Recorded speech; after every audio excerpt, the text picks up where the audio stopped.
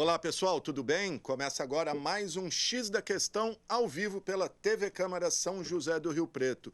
E você pode participar com a gente enviando a sua mensagem para o nosso WhatsApp, o número está aí na tela, é o 99163-7905. E temos também o telefone aqui da redação da TV Câmara, 3214-7766, e o nosso e-mail, que é o gama@riopreto.sp.leg.br.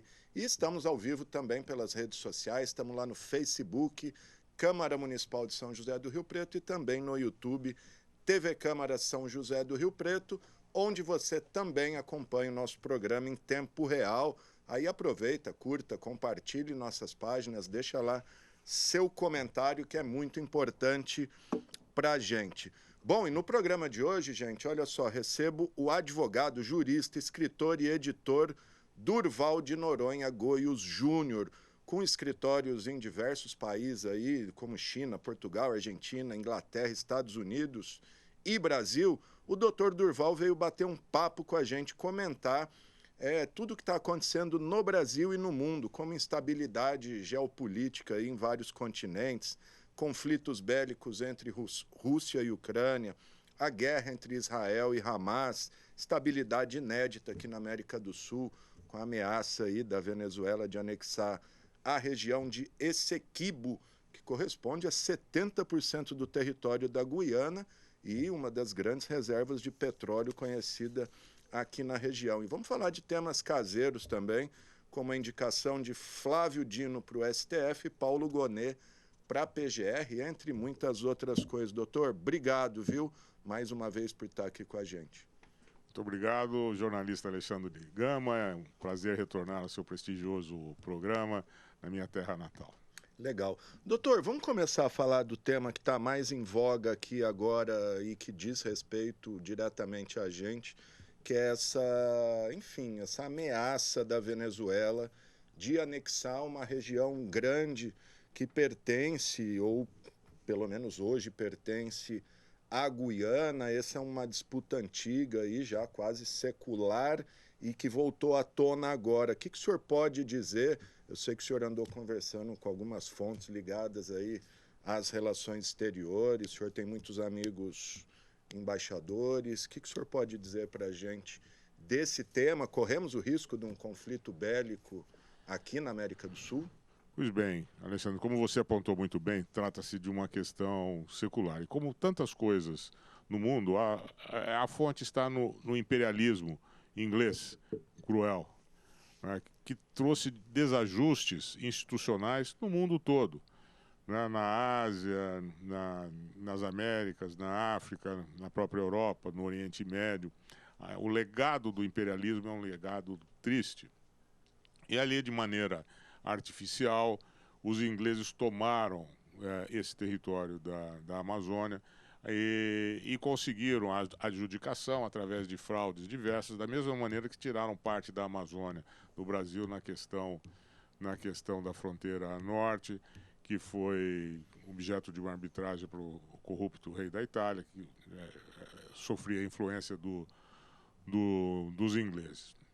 Pois bem, os venezuelanos nunca aceitaram. Quando foi construído o metrô de Caracas, nos anos 1990, eu tive dezenas de viagens a Caracas, porque eu trabalhava para o Consórcio Brasileiro de Construção de Caracas. E, naquela ocasião, eu tive contato com pessoas do Ministério das Relações Exteriores da Venezuela que diziam: isso é inaceitável para nós. E nós já exercemos a soberania sobre grande parte do Essequibo. Isso há 30 e tantos anos. Pois bem, a situação ficou indefinida até as novas descobertas de petróleo. E aí vem o imperialismo americano em apoio às suas empresas. As grandes empresas americanas fazem a política externa dos Estados Unidos, principalmente de petróleo. Isso existe há mais de 100 anos. Fizeram grandes investimentos lá, de bilhões de dólares. É a ExxonMobil, né, que controla lá a Exxon. exploração. É uma empresa que traz grandes problemas institucionais no mundo, dizem que paga pouco imposto, em alguns países, como na Austrália, não paga imposto nenhum, mas enfim, quando chegou o petróleo, ficou exacerbada a questão, né? E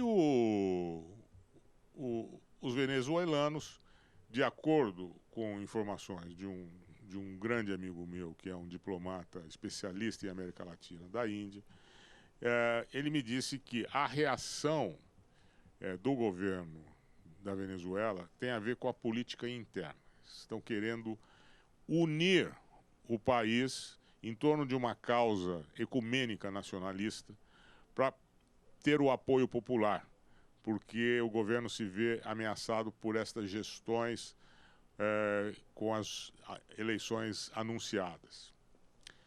Disse-me ele, que é um profundo conhecedor da região e da política diplomática da Venezuela, que não existe a menor possibilidade da Venezuela entrar em conflito armado na questão.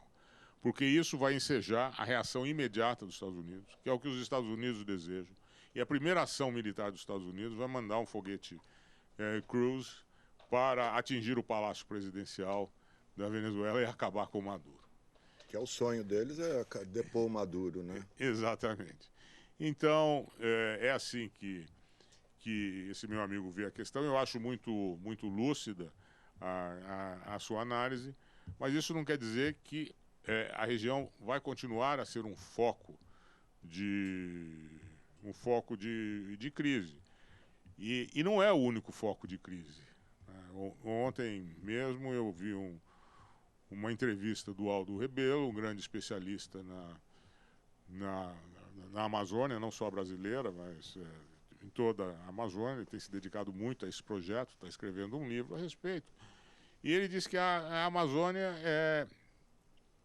é dominada por diversos estados, né? Tem o estado do crime organizado, tem um estado estrangeiro, tem um estado, o estado nacional, né? E o estado os estados nacionais e o estado das ONGs. Sim. E que de todos esses estados, os que têm menor influência são os estados nacionais. Então, isso é uma advertência muito séria, porque ele está a alertar para uma crise de desagregação institucional da região amazônica. Uma região abandonada, né? E eu estava lendo, essa região de Esequibo, eles estimam 11 bilhões de barris de petróleo. Seria uma reserva fantástica aí para o futuro, né? E acho que é, como o senhor disse, uma maneira da Venezuela se unir em torno de um tema nacional, de olho nas eleições do ano que vem. E parece que ele conseguiu, né? Porque o referendo ali foi maioria esmagadora do povo apoiar essa, enfim, suposta anexação. Sem dúvida. A Venezuela sempre foi um estado cliente dos Estados Unidos. Eu sei, eu vi, né, pelas dezenas de viagens lá, como funcionava. Teve a Revolução Popular de Chávez, que inverteu o polo, e finalmente o governo começou a servir o povo da Venezuela. Os Estados Unidos não se conformaram com isso, porque a Venezuela tem as maiores reservas de petróleo do mundo. E através do estado cliente, pelos diversos governos que precederam o Chávez, eles tinham o controle sobre isso. Eu vi na Venezuela, quer dizer, as elites venezuelanas não moravam na Venezuela, né? Eles moravam em Miami, o banco era em Miami, o dentista era em Miami, o médico em Miami, o apartamento, a manicure era em Miami, o cabeleireiro era em Miami, era tudo lá. Quem fazia o trabalho eram os colombianos, o trabalho de um melhor nível. E as elites venezuelanas viviam de prebendas e sinecuras. Isso, diplomata não tinha carreira, juiz não tinha carreira, não tinha concurso. Eram todos indicados pela oligarquia. Então, como é que pode funcionar um país assim, né? Era um país aos ventos da corrupção internacional gerada pelos Estados Unidos, o maior corruptor internacional de todos os tempos, e os povos venezuelanos vítimas dessa situação. O que acontece agora, doutor? O senhor já disse que uma invasão venezuelana é praticamente ou impossível. Vai ficar só nesse jogo, dessa retórica verbal? O que o senhor acha que pode acontecer? E queria perguntar também, não vou até falar aqui, não sei se o senhor domina muito esse tema, um conflito ali, o Brasil teria condição de segurar um dos lados ou as forças armadas do Brasil não teriam um poder bélico para enfrentar a Venezuela, que, segundo uma reportagem da Folha aí ontem, é o 6º país que mais se arma no mundo? Olha, a Venezuela tem problemas. Ela tem um exército no papel e tem um exército na realidade. O embargo econômico americano foi muito eficaz. Para ter uma ideia, o petróleo, que é uma mercadoria internacional de exportação, caiu, as exportações venezuelanas caíram mais da metade. Caíram cerca de 60% depois do embargo. Isso quer dizer que o país tem poucos recursos para importações, tem dificuldades para importações. E os armamentos não são uma prioridade em nenhum país latino-americano. Então, esse jornalismo da grande imprensa brasileira é um jornalismo insuflado pelo servilismo, que não merece a menor credibilidade. Não é? Eles se pautam pela agenda dos americanos, pela agenda do capital rentista, de uma maneira desavergonhada. Eles propagam a inverdade, propagam a mentira, em troca de uma publicidade, enfim. Então, inclusive a Folha cita como fonte a CIA, uma agência lá ligada à CIA que faz levantamentos de exércitos do mundo aí. Pois bem, então veja só a credibilidade, não é? E não faz uma investigação própria, séria. Para mim, a grande imprensa brasileira e também mundial, porque esta matéria, essa central de geração de propaganda que vem dos Estados Unidos e é reforçada na Inglaterra, ela repercute no mundo inteiro, na imprensa portuguesa, na imprensa alemã, na imprensa italiana, na imprensa latino-americana, na imprensa japonesa. Nós estamos hoje, a opinião pública nacional é vítima da contra-informação, é vítima da propaganda, é vítima da mentira institucionalizada. E esse é um exemplo.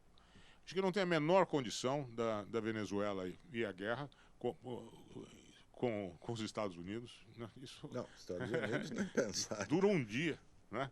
E muito menos com o Brasil. O Brasil tem a grande vantagem de ter uma influência diplomática positiva. O Brasil vai trabalhar para evitar um conflito, né? Vai trabalhar para que o processo político na Venezuela seja isento, que as eleições reflitam a vontade popular, vai trabalhar para que diminuam as pressões internacionais, mas tudo isso com limites, porque a voracidade do imperialismo americano é uma coisa absoluta, né? De uma crueldade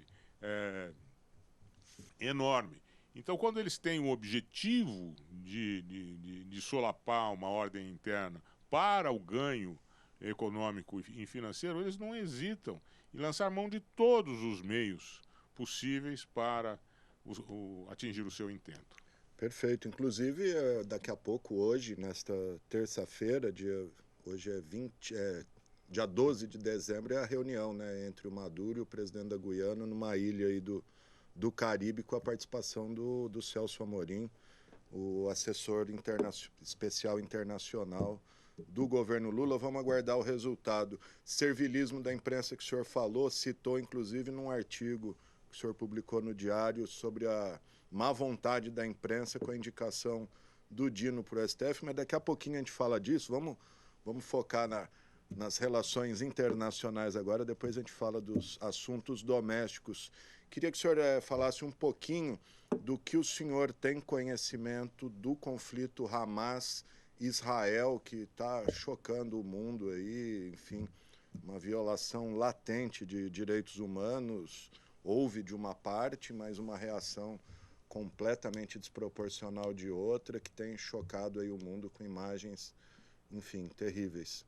Eu vou fazer, em primeiro lugar, alguns esclarecimentos fundamentais para que se entenda a questão, inclusive a minha posição. O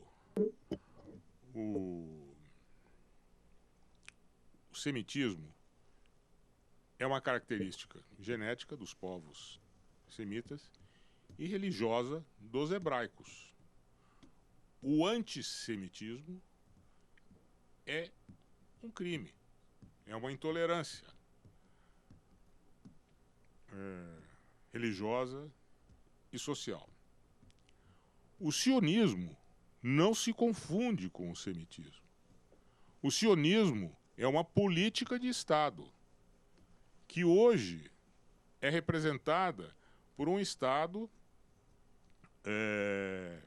agressor, um Estado que não obedece às leis internacionais e um Estado que, no conflito, está a cometer diversos crimes de guerra e contra a humanidade, como já se manifestou por diversas ocasiões a Organização das Nações Unidas. Eu até escrevi um artigo, sem mencionar, sobre a capitulação dos crimes de guerra no direito internacional. Eu venho escrevendo sobre isso, inclusive no meu livro, O Novo Direito Internacional Público de 2002, eu explico como isso funciona, muito antes de existir esse conflito. Isso está na lei internacional. A lei internacional é mais uma das vítimas deste genocídio que está sendo perpetrado. O Estado ele tem o direito de se defender de atos, né, de agressão contra o seu povo, inclusive contra o que o Hamas fez, né, porque o ato de agressão militar também é contrário ao direito internacional. O Estado tem o direito de se defender, então Israel tem o direito de se defender. Mas no direito de defesa não está a erradicação de um povo, né, de uma população, dos seus meios de vida, de sua infraestrutura. Isso não é autodefesa. Destruição total. Isso, né? Isto é genocídio. Essa é a minha visão. Doutor, por que lá em 48, quando, enfim, foi criado o Estado de Israel, não se foi criado também o Estado palestino? Foi mais uma ação dos países imperialistas? Uma pressão, um lobby, enfim? Foi essa questão. Tinha já o movimento sionista, né, do Estado de Israel, que queria a expansão. É um movimento fundamentalista, religioso, né, e tinha o apoio do grande capital, tinha o apoio político da Inglaterra, tinha o apoio político dos Estados Unidos, e assim foi criado o Estado de Israel, o que é uma reivindicação que me parece justa, mas ao mesmo tempo deveria ter sido criado o Estado da Palestina e atentado aos direitos dos povos palestinos. Estava ali a oportunidade para assentar as raízes da paz. Essa oportunidade foi perdida, Sim. Infelizmente. E com a situação que foi criada com o novo Estado, houve a tolerância da comunidade internacional à expansão ilegal, né, do território. E isso resultou no que nós temos hoje, que é um abuso das populações palestinas, com muros, com apartheid, né, com diversos crimes contra a humanidade estão sendo praticados lá com as vistas grossas de grande parte da comunidade internacional. E eu nem tinha conhecimento, ou até tinha, mas superficial, agora que eu, por conta do conflito, estou me aprofundando um pouco mais, a faixa de Gaza é cercada e controlada por Israel. Tá até fornecimento de água, energia, quer dizer, o povo palestino não tem autonomia nenhuma ali, né? É uma prisão. É uma prisão. E agora estão a bombardear a prisão. É uma coisa é chocante, é triste, é vergonhoso o que está a suceder ali. que o senhor acha que vai acontecer a partir de agora? É uma guerra duradoura ou você acha que isso vai ter um desfecho breve? Enfim, que é claro, uma, uma previsão apenas, né? Não que o senhor tenha bola de Ah, cristal, né?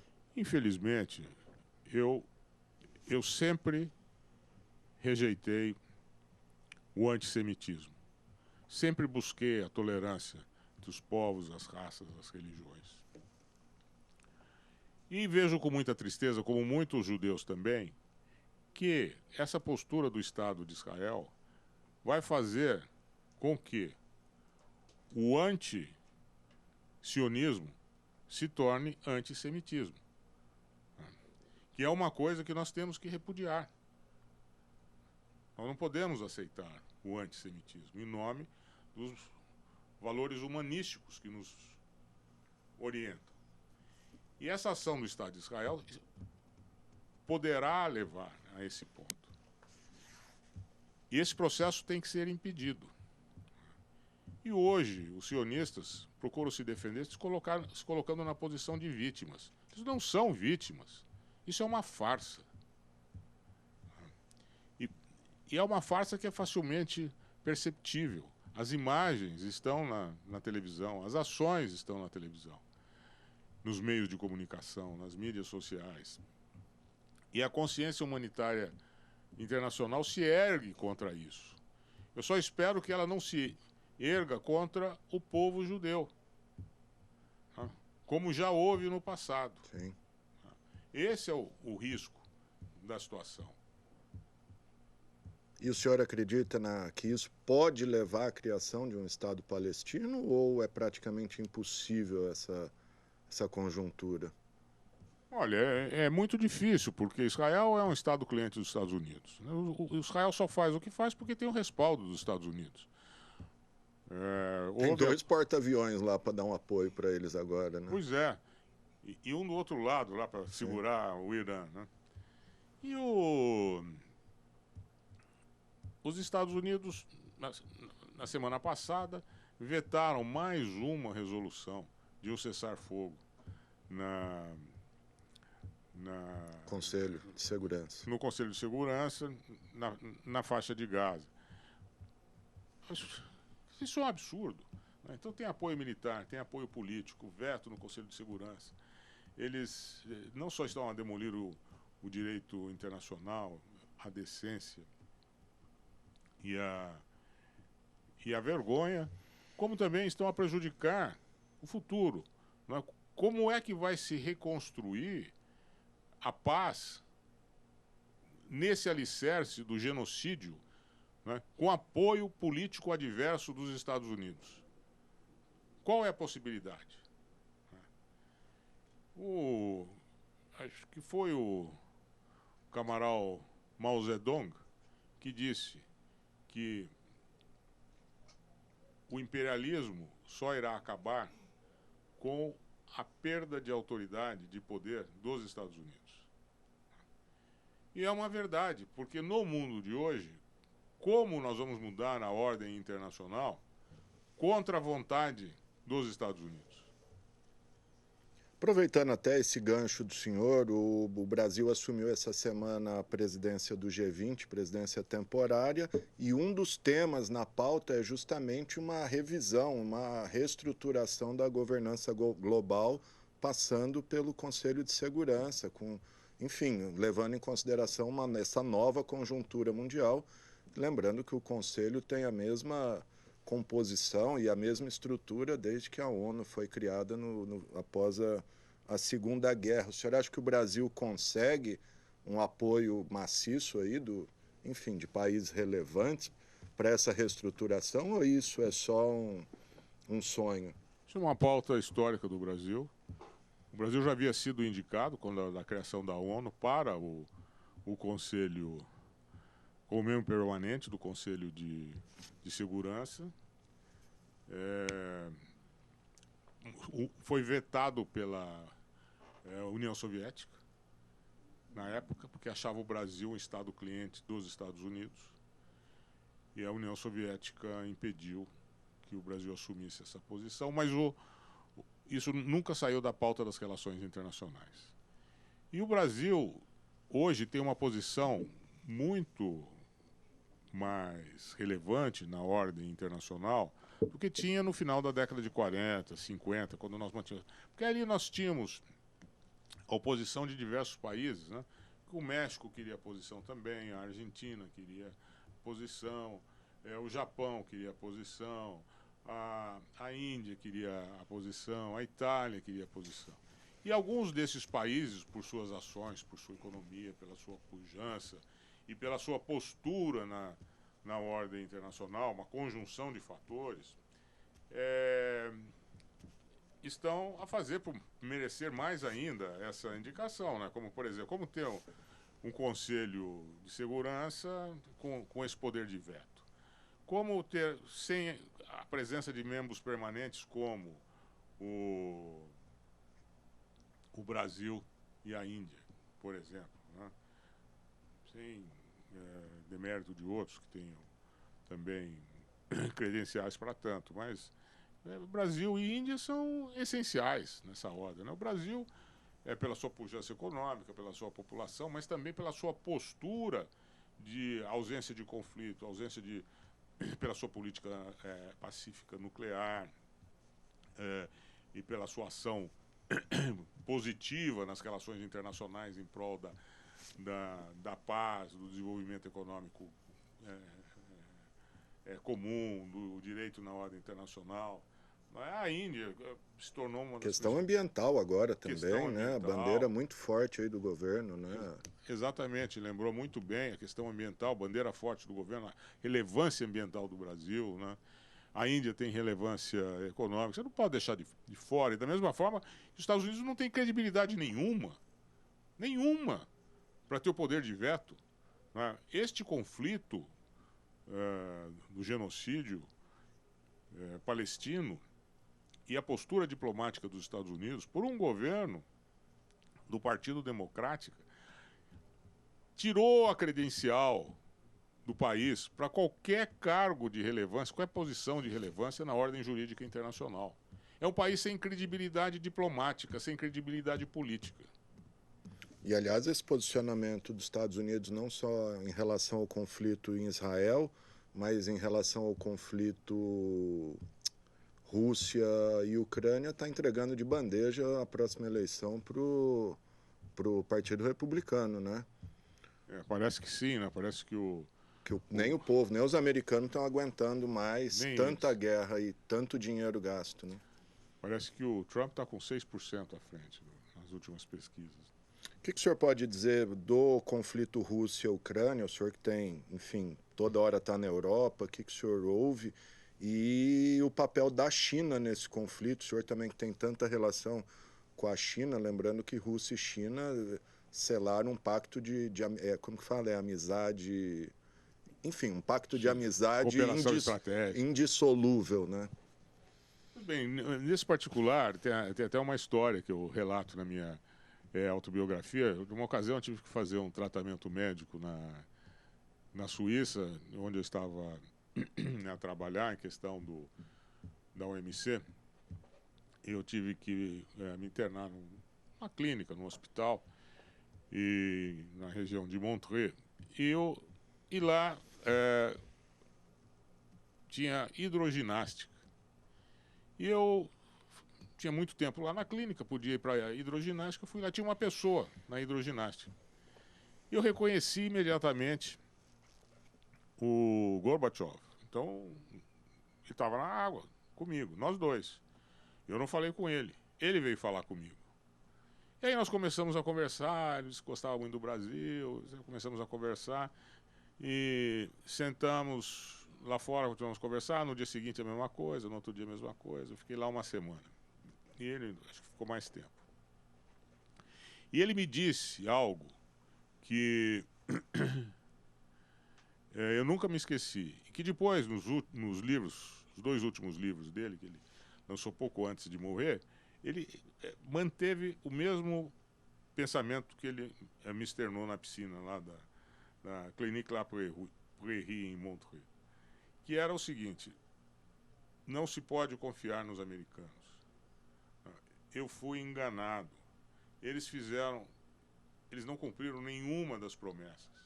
E a principal delas foi não avançar a organização do Tratado do Atlântico Norte, OTAN, para as fronteiras russas. Eles gradualmente foram integrando todos os países na aliança militar ofensiva e defensiva. E o que já é, desculpa interromper, mas já é vetado pela criação da OTAN, né? Eram só os países, enfim, originalmente ali fundadores que poderiam integrar, não lembro, acho que é Pacto de Varsóvia, isso. Mas então, eles descumpriram as promessas escritas e verbais, né? E avançaram ali. E nessa região do Donetsk, no leste da Ucrânia, ela fica muito próxima de Moscou, né? Lembre-se só da crise dos mísseis de Cuba, né? Que quase lançou É a mesma coisa, né? O Donetsk está minutos de voo desses foguetes ao alcance de Moscou. Então, chegou um determinado ponto, acho que Putin foi se preparando, porque ele é um calculista frio, ele foi se preparando para botar uma linha vermelha. Basta, daqui não passa. Aqui não, né? Para fazer um ponto ali. E fez.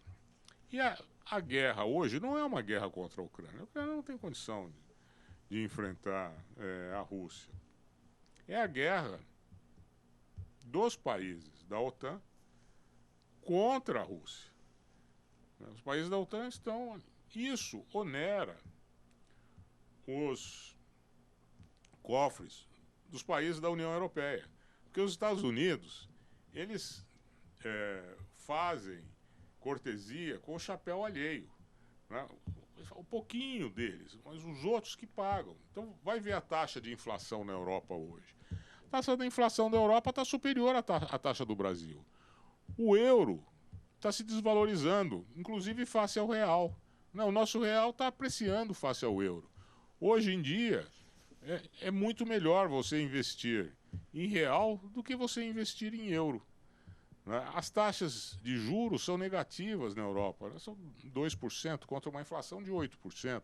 Como é que pode? O povo está pagando isso, o povo está passando fome, o povo não tem salário mínimo, ou quando tem salário mínimo, o salário mínimo não é suficiente. Isso é na Europa, é uma vergonha. Isso é culpa da guerra e é culpa desses governos liberais de extrema direita, que não governam para o povo, eles governam para segmentos privilegiados da economia em detrimento do interesse popular. E isso se tornou a regra na Europa, é a regra nos Estados Unidos e agora vai ser a regra na Argentina também.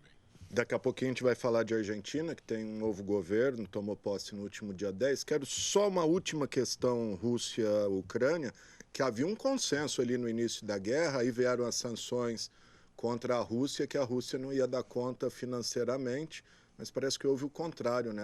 Mais que duplicou, triplicou exportações para a China e o produto interno bruto subiu barbaridades na Rússia, né? Sem contar parcerias com a Índia, África do Sul e Irã.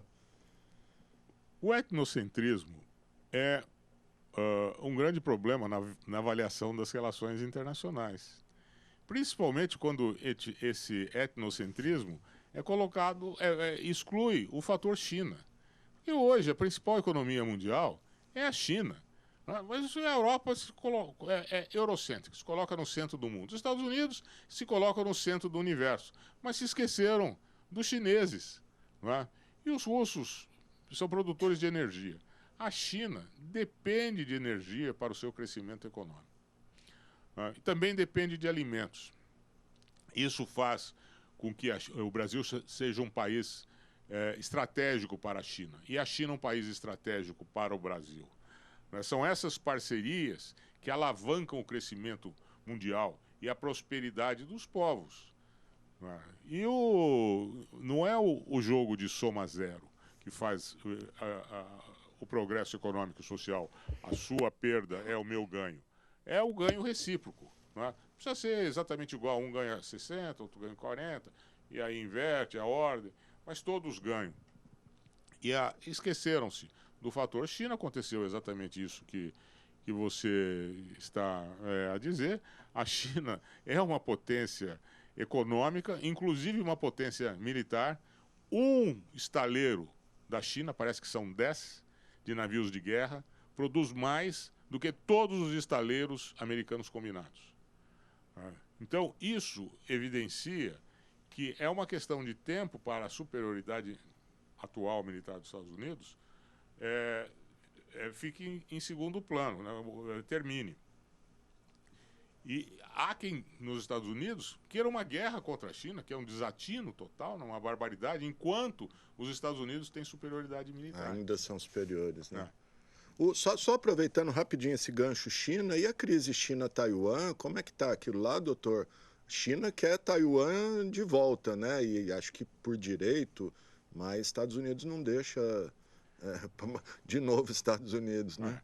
Bom, a história de Taiwan eu conto no meu livro, Das Guerras do Ópio, né? Porque Taiwan é um território tradicional da China. E quando houve a China foi vítima das agressões das nações imperialistas, ela teve que ceder parte do seu território, né? Cedeu Xangai para os países europeus, foi cedendo, Dalian, enfim. Fez as concessões, chamadas concessões.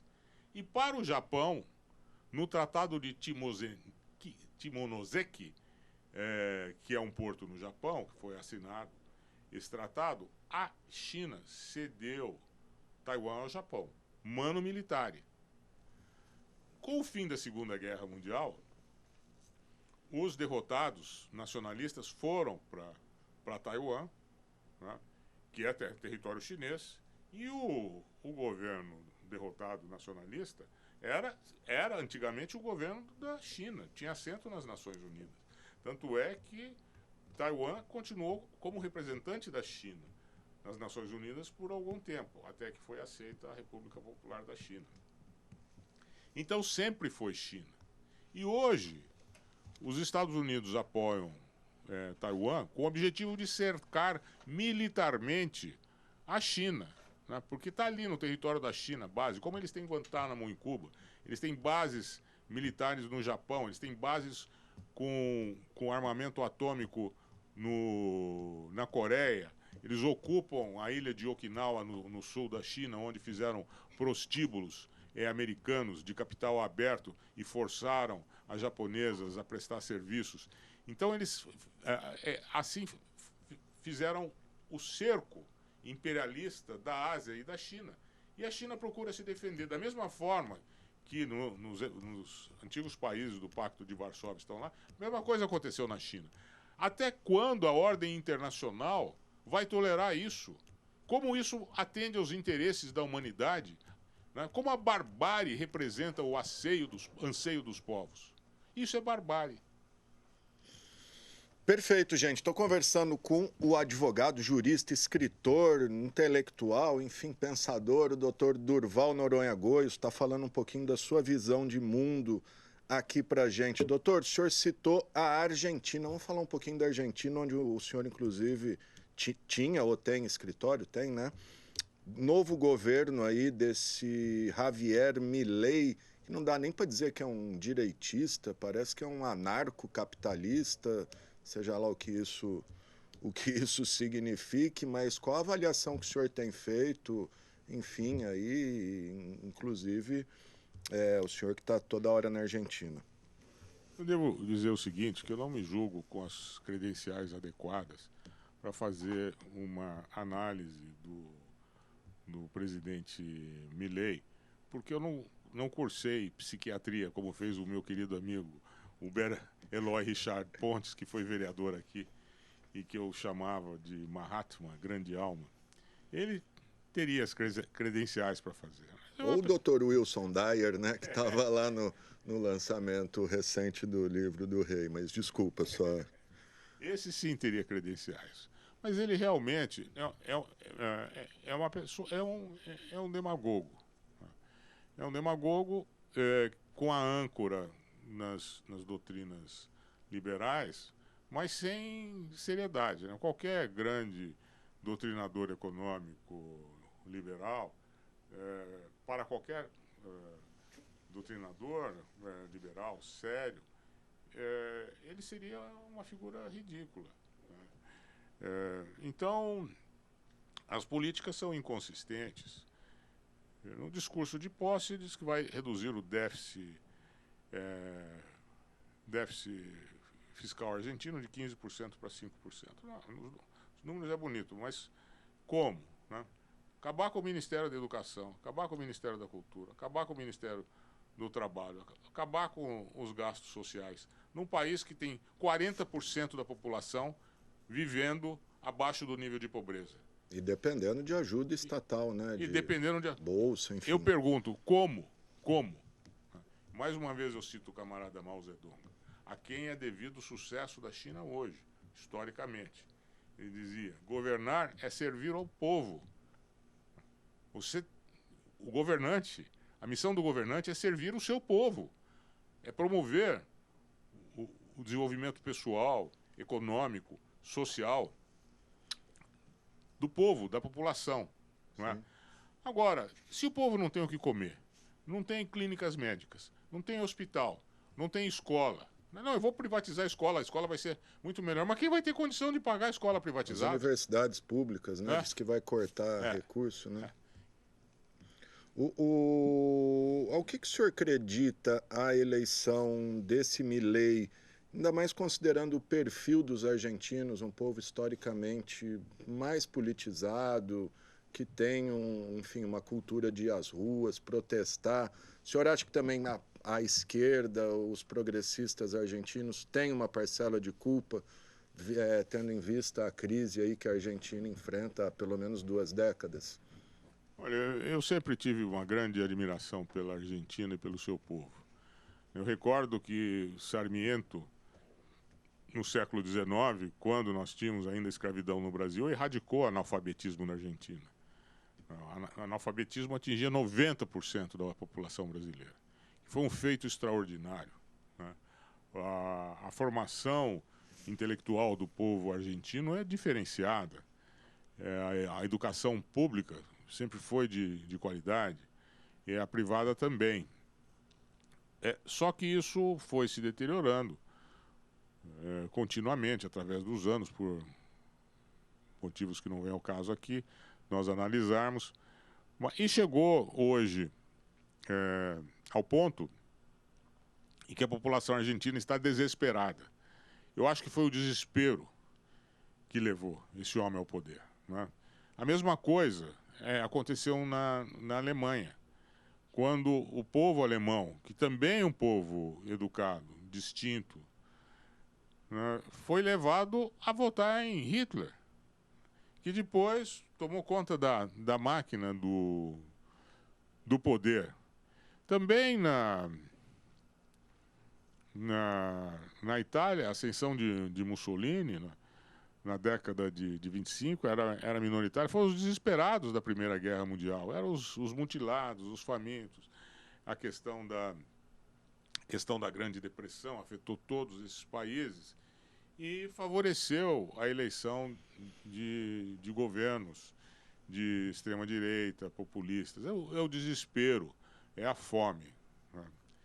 Então, eu não posso atribuir o voto a esse senhor Milei como objeto de uma reflexão política séria. Eu acho que é um voto que veio do instinto, né? Da desilusão, do desespero.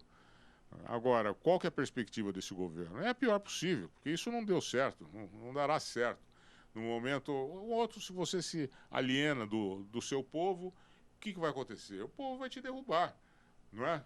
E como disse Keynes, analisando o Tratado de Versailles, depois da Primeira Guerra Mundial, quando submeteram a Alemanha a condições draconianas, ele disse, nenhum povo vai aceitar morrer de fome sem reagir.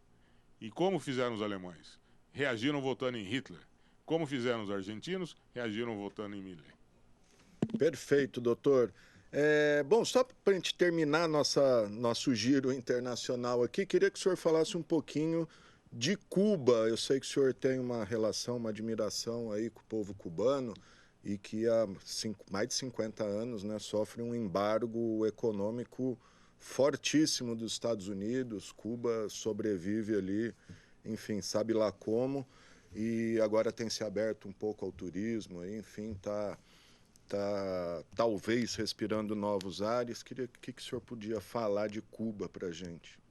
Bom, Cuba sofre um bloqueio econômico dos Estados Unidos, né, como você disse, há mais de 6 décadas. O povo cubano passa por dificuldades, mas sem perder a dignidade, com grandes avanços, né, sociais, econômicos, científicos, mas com dificuldades em função ao bloqueio econômico. A Assembleia Geral das Nações Unidas já votou expressiva maioria, com voto contrário dos Estados Unidos e seus pequenos estados clientes, como Nauru, esse, aquilo, Israel. Votou pelo final do embargo. Final do bloqueio. Em Cuba eles chamam de bloqueio. O embargo.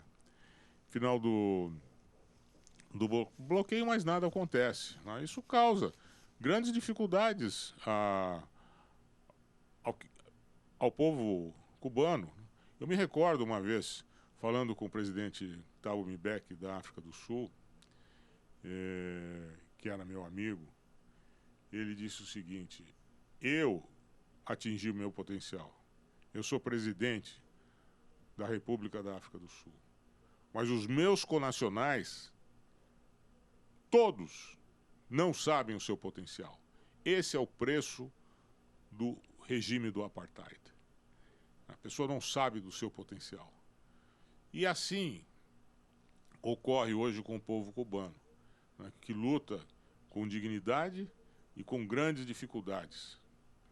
E chegou também o momento de acabar com essa vergonha desse embargo, desse bloqueio, e de se trabalhar em conjunto com Cuba para o progresso internacional. Todos esses acidentes internacionais, epidemias, tem lá uma brigada médica cubana. É um país que sofre bloqueio, é um país em desenvolvimento, com grandes dificuldades. Mandaram uma equipe para a Itália para tratar o italiano na crise do Covid, né? E diversos outros países no mundo inteiro, para o Japão. O terremoto lá da Turquia, né? Agora, Turquia, recente, eles mandaram a equipe lá. Então, e vieram aqui para fazer o trabalho que médicos brasileiros não queriam fazer na Amazônia, né? Enfim. Então, eles são um parceiro importante, são um parceiro solidário. Perfeito. Bom, doutor Durval Noronha Góes, vamos falar um pouquinho aqui do Brasil. Como é que o senhor está vendo esse novo governo, enfim, que o Lula aí completando 1 ano e que descambou agora na indicação do ministro da Justiça, Flávio Dino, para o Supremo Tribunal Federal, e o vice-procurador-geral eleitoral, Paulo Gonet, para a Procuradoria-Geral da República. Muito bem, eu fiquei muito contrariado, até escrevi a respeito, com o tratamento da grande imprensa, a indicação do ministro Flávio Dino, na posição do Supremo Tribunal Federal, chamando o ministro de notório saber político. Isso é uma sem-vergonhice, isso é uma cafajestice, né? Ele não tem esse notório saber político, mesmo porque a Constituição não exige o notório saber político. A Constituição exige, dentre outras qualidades, o notório saber jurídico. E isso ele tem de sobejo. Ele formou-se numa faculdade importante de Direito, foi nela professor de Direito Constitucional, fez pós-graduação, mestrado em outra faculdade federal sobre Direito Constitucional, passou no concurso de magistrado federal em primeiro lugar, foi presidente da Associação dos Magistrados Federais, eleito pelos seus próprios pares. Nesta condição, ele advogou pautas pautas constitucionais junto ao Supremo Tribunal. Escreveu sobre esse assunto.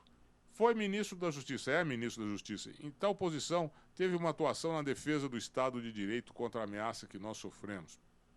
Uma situação institucional de grave crise que exigiu a solidariedade de diversos países ao governo brasileiro para a manutenção do regime democrático. E ele fez esse combate dentro da... Como essa pessoa não tem autoridade jurídica? Como essa pessoa não tem notório saber jurídico? É uma vergonha, né, que se ataque nessa maneira. O que a imprensa deveria fazer é o seguinte: o ministro tem todas as credenciais, ele ocupou também um cargo político, mas que é institucional, tem obrigações legais, mas agora, como sendo indicado para o Supremo, ele tem que se manter isento das questões políticas e se pautar pelo rigor da lei. Não é isso? Se falar isso para o Flávio Dino, ele fala, mas eu concordo 100%. Não, ele falou falou agora, indicado, eu tiro a roupa de político e eu vou seguir o que diz a Constituição e as leis, né? É isso. E o Gonê, por outro lado, causou, principalmente no próprio PT, aí, na própria esquerda, simpatizando do Lula, causou estranheza o Paulo Gonê, que é um homem de uma visão mais liberal à direita. E o que o senhor acha dessa indicação? Aliás, o senhor conhece o Flávio Dino? Tem alguma relação? Nenhuma. Já não, nenhuma. Conheço só de nome. Sim, né? claro. Mas não conheço. Conheço a história dele, mas não conheço pessoalmente. E o Gonê também não. E eu acompanhei mais a vida do Flávio Dino do que do Gonê.